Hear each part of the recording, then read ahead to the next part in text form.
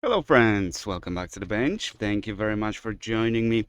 We're taking another stab at this Asus board. We concluded that, or you guys concluded, that most likely the original BIOS chip is faulty. Now, according to my software, two kinds is locked, right? But typically you can unlock it. You can just send unlock command and it should unlock, allowing it to be written. But it doesn't work. Now, when it is locked, that means nothing can be written to the chip. Why would that matter? Right? Again, this is the difference between the DDR4 and DDR5 memory. So with DDR4, this probably would work. Even if the chip is locked, you can write to it, then fine, you will never have your BIOS corrupted or what have you. But with DDR5, there's a concept of memory training, and some data, I'm not 100% sure about that, but some data will be written to the BIOS because essentially the BIOS needs to learn the memory that is inserted. That's my understanding of it. It's very basic surface level understanding.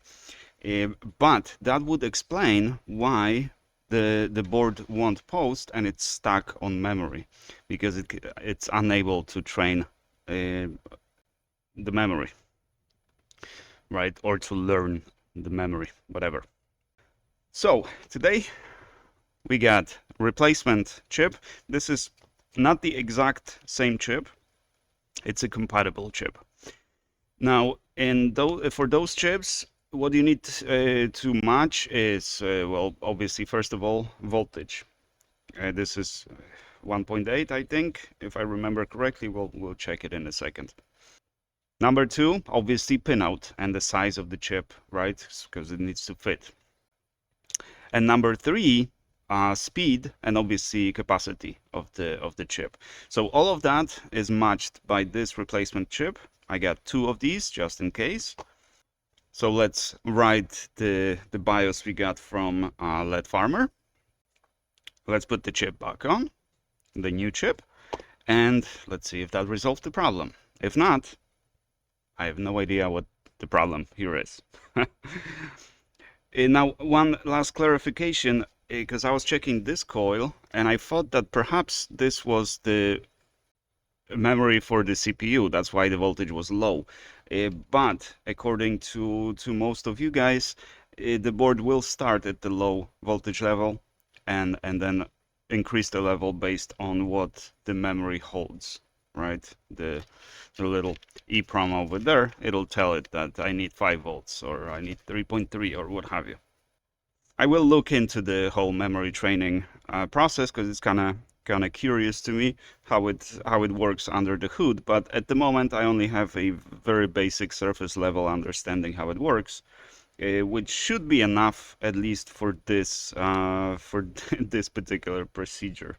If it doesn't work, we'll see. But probably we'll just call it no fix, and worth a try.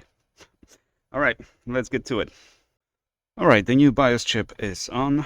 New BIOS is on, and moment of truth. We plug it in, and let's short the pins. Okay, and let's give it a second because it might be stuck on the RAM for a few seconds when it's training, but it does not look like it's going through. So essentially that didn't work. Well, it was worth a shot, I guess, but no, that was not the problem. So I don't know what to do with this. It's not a BIOS issue. We can essentially conclude at this point that it's not a BIOS issue. It's definitely not a socket issue. It hasn't been resoldered and the socket is not damaged in any way. Could it be that my memory is incompatible? Could it be that my memory is faulty? I mean, it's possible. I have to test it with something else. Maybe I'll get a memory tester. But memory tester also doesn't really give you that much. The best test for the memory is to just put it in the motherboard, and if it boots, memory is fine. Looks like I don't have any spare lids to cover the socket, so I'll figure something else. Because it came in without the bracket, so I have to remove the bracket now and get it ready for shipping. I don't know. Well, the BIOS chip is replaced, so the BIOS is, so now you should be able to upgrade the BIOS through USB and what have you. So now it's upgradable or flashable. There's still a chance that maybe this stick doesn't like this board. Maybe something about my CPU. Who knows? But I guess try it now. Try it now, maybe the problem will go away with your components, or maybe you have more components to test it with. I only have very limited pool of parts to use for this, so maybe that's the problem. But that's the best I can do for you. If anyone wants to give it a shot, let me know. We'll talk to the customer and maybe I can just ship it to you if you want to give it a try. But that's all I got for you guys today. Thank you very much for watching, and I shall see you guys in the next one.